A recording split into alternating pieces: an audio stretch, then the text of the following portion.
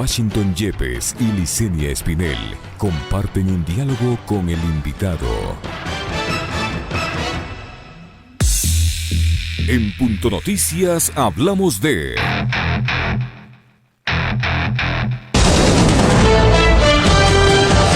El número de contagios de COVID-19 sigue en ascenso en Quito, la segunda ciudad con más casos a escala nacional y la primera en la provincia de Pichincha. Este lunes 13 de julio hubo 9.677 diagnósticos positivos, es decir, 7 más de lo registrado el día previo cuando se reportaron más de 220 nuevos. El sábado 11 de julio hubo un repunte con 497. Esta alza también ha provocado un aumento en la necesidad de los servicios sanitarios. A la fecha, la capacidad en las unidades médicas de la red pública y privada llegó a sus niveles máximos.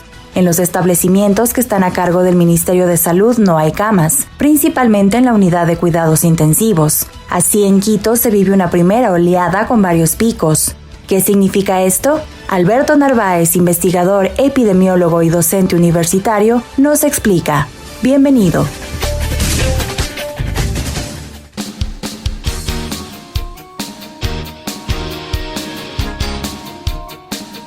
A 7:43. Bienvenido, Alberto. Un gusto saludarle en esta mañana. El panorama está dibujado, la situación es absolutamente crítica, no creo que valga la pena inclusive repetirlo. Así las cosas, ¿qué toca hacer? ¿Qué corresponde hacer? Hay que aconsejar desde la ciencia, desde el a quienes toman decisiones. Muy buenos días. Buenos días. Bueno, usted ya he hablado mucho Sí. Hay dos predicciones que plantean que el brote epidémico explosivo se va a producir o ya está en marcha y vamos a tener el pico máximo en agosto con un incremento de muertes de 150 a 200% de muertes, que es el problema. Ustedes mismos evidencian que están saturados los servicios. Creo que ya es evidencia suficiente para regresar al rojo como lo hizo Colombia. Colombia regresó, los 40 millones de colombianos regresan al rojo. Y eso es lo que debería hacerse. Sin embargo, hay voces, no solo de empresarios, sino también de los trabajadores informales, de la gente que vive el día a día, porque como no tenemos un sistema social que proteja, que les den alimentos por lo menos, se niegan a regresar al rojo y habría como alternativa lo que sería el rojo focalizado en parroquias, cantones enteros del Ecuador, porque no esta situación no es solo de Quito, ¿no? Yo creo que con excepción de Guayaquil y las cantones de la provincia de Guayas, en las que ya alcanzaron un número de infectados bastante grande y han podido reducir la incidencia. En el resto de cantones del Ecuador que estaban en amarillo, creo que debe pasar al rojo, o hacer lo que le llamamos el rojo focalizado en parroquias enteras. Y eso porque en Quito, en el 17 parroquias, se acumulan más del 60-70% de casos, muertes y egresos salarios. Todavía la epidemia no está tan dispersa, es todavía tiempo, se puede hacer eso, aunque es una alternativa muy, muy difícil, no daría una eficacia suficiente para evitar muertes innecesarias, muertes evitables, les llamamos nosotros. Y la tercera alternativa es hacer control focalizado intensivo barrio por barrio en los 60 o 70 barrios que igual acumulan más del 60-80% de los casos. Eso implica una gran inversión, una capacidad de organización grande, una cobertura muy grande de toma de muestras que no hemos desarrollado en todo este tiempo, desgraciadamente. Se ha preocupado mucho del tema hospitales, pero no del tema control de la epidemia. Al contrario de otras enfermedades, aquí el control de foco no es de una cuadra, el control de foco es de todo un barrio, es algo muy grande y esa capacidad no se ha creado, se está planteando el control comunitario con algunas experiencias de la alcaldía municipal que va a invertir $2 millones para el control intensivo focalizado. Esta semana anuncia que va a haber puestos móviles. Eso tenía que haberse hecho desde hace un mes o desde el inicio de la epidemia. Desgraciadamente no se hizo. El Ministerio de Salud no tiene la capacidad en Quito está prácticamente desbordado desde todo punto de vista y el Ministerio no tiene esa capacidad. Hay que contratar por lo menos unas 50, 60 brigadas que hagan este trabajo y eso se aplicaría con semáforo amarillo. No tenemos suerte. Alberto, permítame, sí. Lamentablemente tenemos una deficiencia muy fuerte en su señal. Vamos a tratar de corregir esto. Si ya, es que no es posible, la vamos a transformar solo en audio y evitar la imagen a fin de que se pueda mejorar el audio, que lo que nos interesa es realmente escucharlo. ¿Nos permite unos cuantos segundos? Si sí, es que con mucho gusto.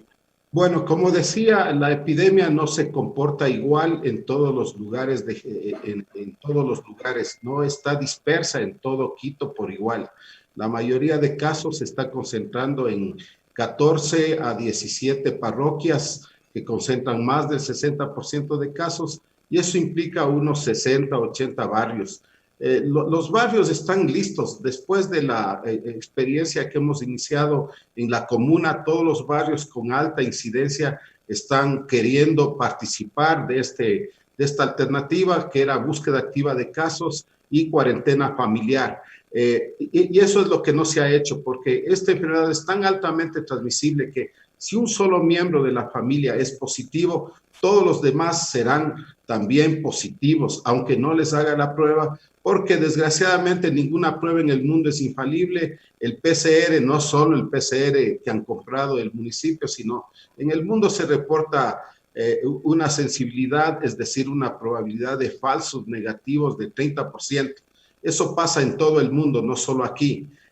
Obviamente las pruebas no son las que han comprado, pero se puede seguir utilizando en pacientes sintomáticos hasta que resuelvan el tema o el litigio con la empresa. Hay que usar las pruebas que están que están en litigio, ¿no? Pero podemos hacer ese trabajo. Entonces, ese hay que hacer si queremos mantener a raya la transmisión, pero no hay otra alternativa. O regresamos al rojo total o pasamos al rojo focalizado por parroquias o por barrios de alta transmisión. Eso se puede hacer, requiere un mundo de esfuerzo político, también requiere de hablar con los dirigentes, convencer a la gente de esta alternativa. Y la tercera alternativa, que es la menos eficaz, pero si no quieren hacer ninguna de las otras, sería la única alternativa, es contratar unos 60, 80, 100 brigadas de médicos, enfermeras o tomadores de muestras que vayan barrio por barrio identificando a las familias afectadas, pidiéndoles que hagan cuarentena, dando alimentos a las familias, porque cuando hay hambre no hay cuarentena.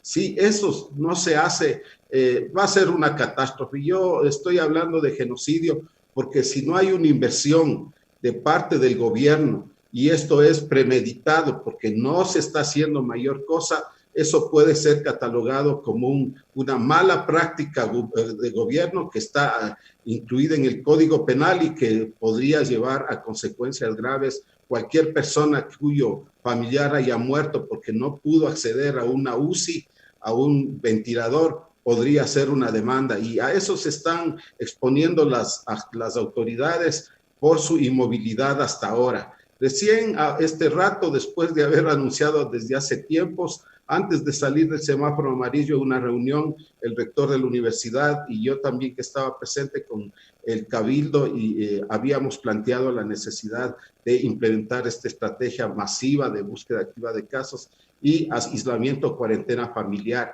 Y ahí podríamos parar la epidemia, pero la alternativa, la más eficaz es cuarentena masiva por unas 3 semanas mientras apagamos los focos, ¿no?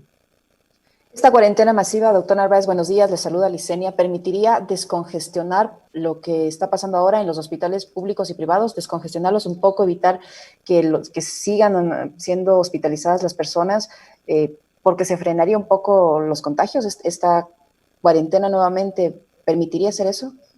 No creo, ya están desbordados los sistemas de salud. Lo que haríamos es parar de aquí a 2 semanas máximo el que siga aumentando el número de casos y siga habiendo pacientes graves o severos que necesitan UCI, pero ya este rato van a seguir muriendo gente por falta de acceso.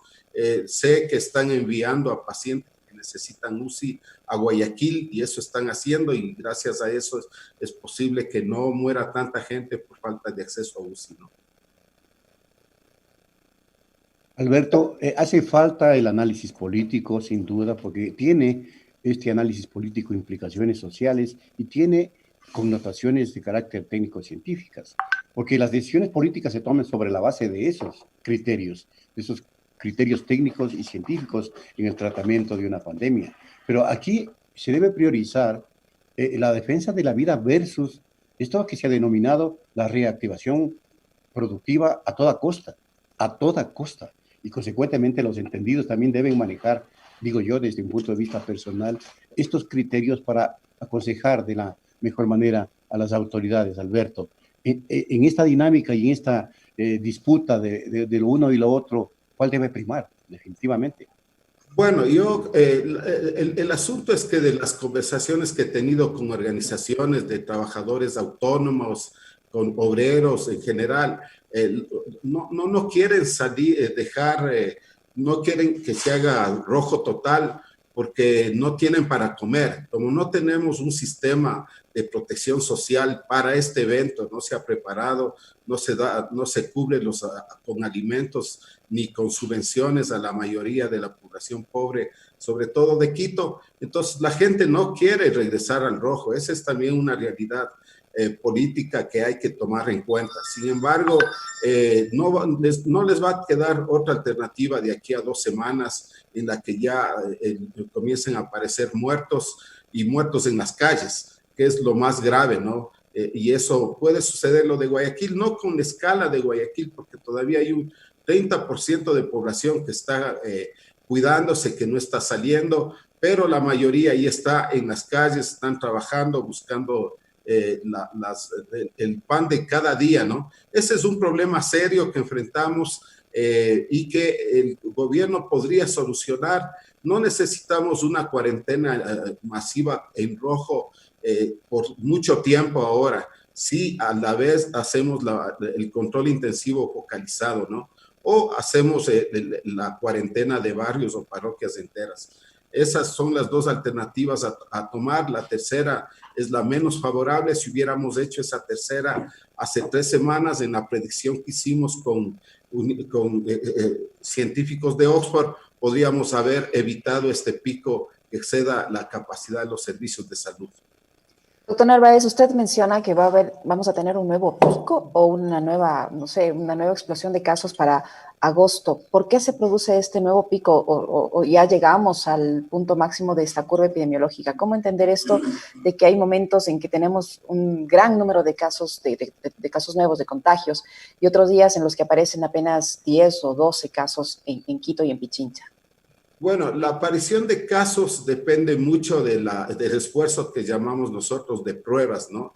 Hay veces que se hacen más pruebas, menos pruebas, pero así es la dinámica de la transmisión, porque una persona infecta a otra, pero esa se demora 7 días o 4 días mínimo en aparecer el caso. Entonces, esa dinámica se va a dar en esta temporada, ¿no? Entonces, y eso se da así porque la transmisión se da de persona a persona. Se dice que una persona infectada, por cada día que no se le identifica como caso y que sigue saliendo a la calle a trabajar, puede infectar a 5 personas. Por lo tanto, esos van a ir apareciendo, pero llega un rato en que se da la explosión. Y este rato ya comenzamos. A mi criterio ya estamos en el pico ascendente y en agosto llegaremos al pico máximo y seguirá descendiendo. Y en nuestra predicción, en enero, ya la mayoría de quiteños, 50-56% de quiteños estarán infectados y tendremos una situación igual a la de Guayaquil, pero el saldo de muertes puede ser de 150-200% más muertes en Quito por esta enfermedad, y eso implicaría unos 3,000 a 5,000 muertos que podrían evitarse haciendo la cuarentena. La gente pobre dice, bueno, prefiero morirme de hambre que morirme por las 2 cosas, de COVID y de hambre, porque si hacen cuarentena y no hay un apoyo masivo al 60% de familias que tienen trabajadores no formales y que no tienen para comprar alimentos, nadie va a hacer cuarentena. No hay cuarentena con hambre, desgraciadamente. Y mientras tanto, doctor Narváez, hay que ofrecerle, como usted dice, alternativas a la población para que se autosustente, dos, para que se autocuide, es decir, para que asuma su responsabilidad propia.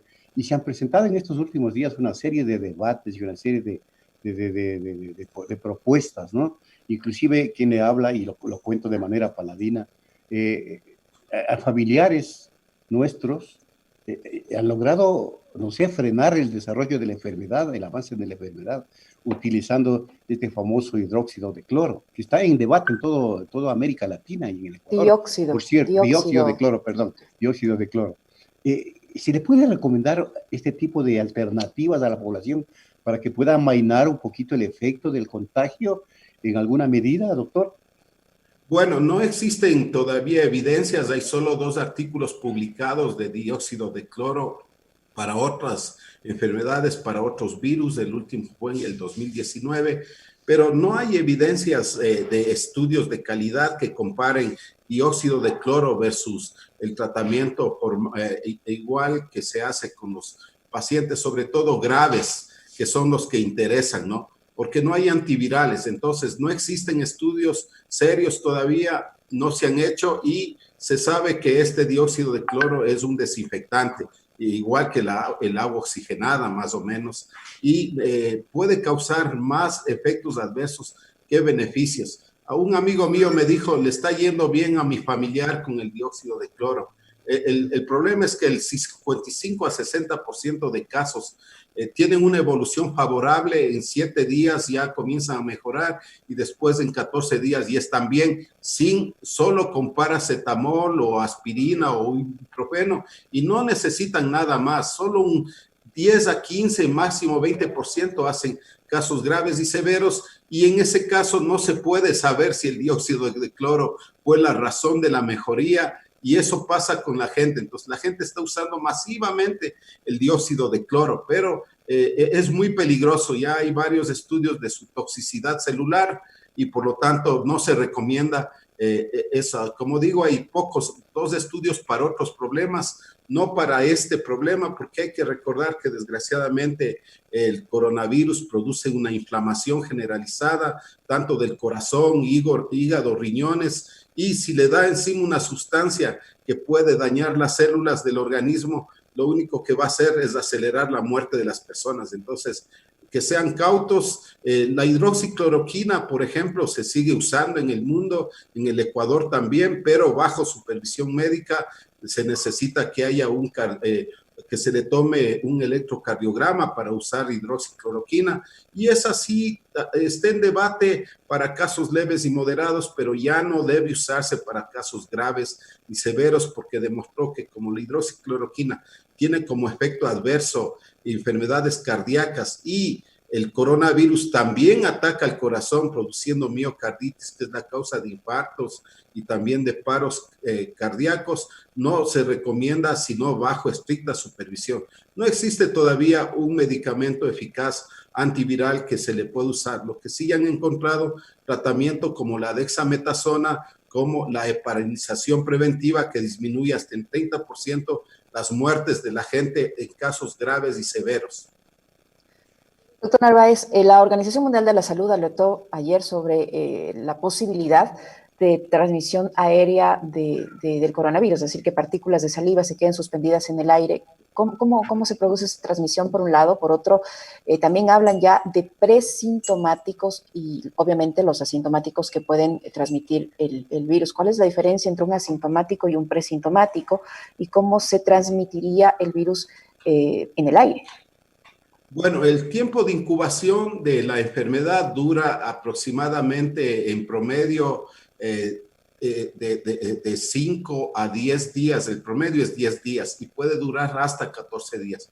Pero en el caso de este virus, que es otra característica de este virus, la transmisión puede comenzar desde los primeros días de inicio de la infección y alcanza el pico máximo cuando ya han aparecido los signos y síntomas. Por lo tanto, 3 días antes y 3 días después de aparecer los síntomas, es el periodo de máxima transmisión y desgraciadamente este virus sigue o puede seguir transmitiéndose por muy largo tiempo. En los pacientes graves o severos se sabe que puede permanecer hasta 90 días viable y ese es un problema serio en este virus, ¿no? Por lo que el aislamiento es la alternativa. Entonces, los asintomáticos, los que no tienen síntomas, desgraciadamente también transmiten la enfermedad. Y la tercera característica que le hace tan transmisible es que puede también transmitirse por la respiración. Un paciente infectado, sea sintomático o asintomático, por cada minuto se expelen 20 partículas virales al ambiente. Si una persona duerme en una casa 8 o 10 horas, pasa dentro de la casa, va a llenar de virus suficientes para que toda la familia se infecte. Y doy otro ejemplo, el hablar también produce como 200 partículas por minuto. En 5 minutos que usted converse dentro de una casa, una oficina, se va a producir cantidad suficiente de virus porque se necesita 1000 partículas para que haya transmisión. Por lo tanto, estas características hacen que antes se pensaba que era solo las manos el medio de transmisión más importante, ahora se sabe que es el aire en lugares cerrados, en donde hay poca ventilación y se concentran una cantidad de partículas altas, se va a producir la transmisión. Y por eso las recomendaciones son que inclusive usted si conversa cara a cara con una persona con mascarilla y esa persona está infectada, se puede infectar usted, porque las mascarillas no son de una eficacia de 100%, ¿no? Y eso también sucede. Entonces, por estas características ahora se plantea que el aire es la forma de transmisión más importante porque se contamina al respirar, hablar, toser, estornudar. Y eso sucede en todo el mundo y la recomendación es en la casa tener abiertas ventanas, mucha aireación para que el viento se lleve a las partículas de gotas de líquido que contienen el virus. Y en cualquier lugar, usted va a un supermercado, a un mercado cerrado, trate de no estar más de 35 a 40 minutos porque puede elevar su riesgo bajo a medio o alto. Entonces, esa es la realidad y por eso que no es difícil infectarse. La gente que sale a trabajar va a infectarse y puede infectarse en buses, puede infectarse en supermercados, en sus oficinas y llevan la infección a la casa e infectan a toda la familia en una noche suficiente que hablen y respiren suficiente para cargar una casa sin ventilación o con pobre ventilación de virus. Como está haciendo mucho frío en Quito, la gente no va a abrir las ventanas para que se airee la casa y eso es un factor de riesgo. Desgraciadamente, la prolongación del invierno prácticamente en Quito no favorece el control de la epidemia. Es un panorama nada alentador. Realmente, doctor Narváez, le quiero agradecer el tiempo que nos ha dedicado a este diálogo que, desde luego, también servirá para que la ciudadanía tome sus recaudos en este momento tan crítico que vivimos, especialmente en Quito, en la provincia de Pichincha. Doctor Narváez, muchas gracias por habernos acompañado. Muchas gracias también, Washington. Muchas gracias. En Punto Noticias, la noticia vive.